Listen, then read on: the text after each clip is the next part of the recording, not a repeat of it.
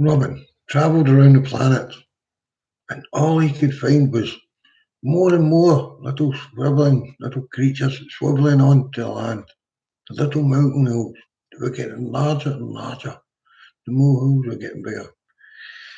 He looked at the blue planet, and he looked at the water, because now he knows it's water, and he could see things swimming about, but he couldn't make out what it was. But what he could make out was that the larger animals were trying to eat the smaller animals, and the smaller animals now had a way of getting out and slithering onto land. But there was nothing there. There was nothing for them to eat, and the sun was so hot it was roasting them. So they weren't making it. Robin decided, I better go back to Karamori. I know just what I need now to try and sort this out. Now you've got to remember that he'd already put the sun up in the sky. He'd already put the moon in the sky. And he was living in Cloud 19. And he had clouds all around this Earth planet. But the water was just disappearing. The planet was now beginning to dry up. He has to do something to eradicate the drying. And he remembered that he had a sponge field, which is crystal sponge, which when you throw it, it'll turn into larger sponges. And he went back and he got some of his crystal sponges. And he brought them back in his sack.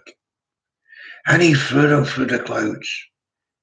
And they combined in the clouds to make the clouds into sponges, so that they could draw the water as it come up, so that it didn't disappear through the galaxy. That's right. That made rain. We then had rain coming, so they could refill the water. Yeah. Then he decided that we need to store this water, make it solid, so that when it gets hot, it can melt and keep the surface at the right level we need. So he invented a part of the world that he called a glacier, and he made it into a big ice place where there's lots of ice. And in the meantime, the creatures had decided to escape from getting eaten by the larger creatures. This little brown surface that was coming up and getting bigger and bigger, it was now like the size of little mountains. The rocks were coming out and everything was coming out because the water was drying up. And they decided that they could hide in little pools and come out and then go back to the pools and then come out.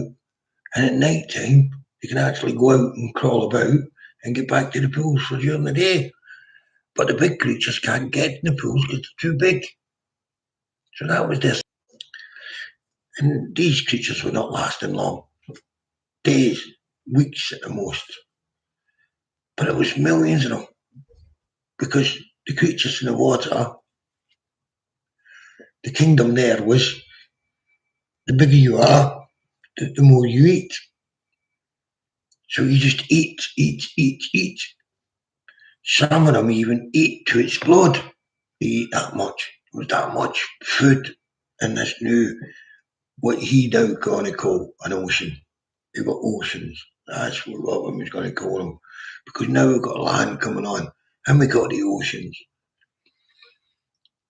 Robin just looked and looked and looked.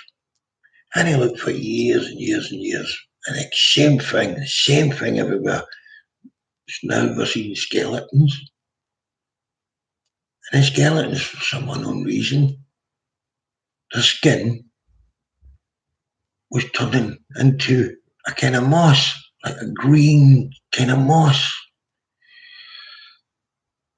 And he noticed that the other ones that were coming out, they had little arms at the top of them, and they were crawling. And Robin could see that these were a bit different, but they were the same creatures, just a little bit different. They were evolving. They were becoming more and more land and water-based creatures. But the green moss, it began to have little black seeds. And the black seeds is what they were feeding on. So maybe they have some intelligence. So Robin had to check. Still very, no intelligence. Nothing you could pick up. Robin was ploughing away, putting his device to hear if there's anything there at all. X-ray machine on his gut. Nothing. Then all of a sudden, whoosh, this little creature went past him. He was amazed. It had legs and arms. And then whoosh, another one ran past him. Robin could not believe, but this was the first sign of life with legs. There was about 10 or 12 of them. And they looked the same as the ones with the little arms, and the same with the ones with no arms, no legs. But just a little bit bigger, And they seemed to get that little bit further inland. But they also seemed to get to where the moss was growing much higher and bigger. So the moss was actually bigger than them. And they seemed to be eating the moss and drinking the water. And that was to keep them alive, where the other ones couldn't get to the food. Anyway, all of a sudden this kind of larger one flew up the top of the 9 that had already come. This larger one was like kind of funny. It was like a comedian one. And the other ones looked up to it because it was a little bit bigger, just a little bit bigger. And Robin realised that the larger one was in control of the smaller ones. This was the first leader. This was the first leader in the whole complete history. Surely this leader must have intelligence. Surely must be intelligence for these ones. They've got the intelligence to go from no legs to having some legs, then running past me. Wow, there must be something there. Well, Robin was looking and watching and observing them. And what he observed was the very first sign of bullying. That's right. He found out that the larger creature would go for the high ground and the other ones would be behind her. And the larger creature can eat more than the other ones.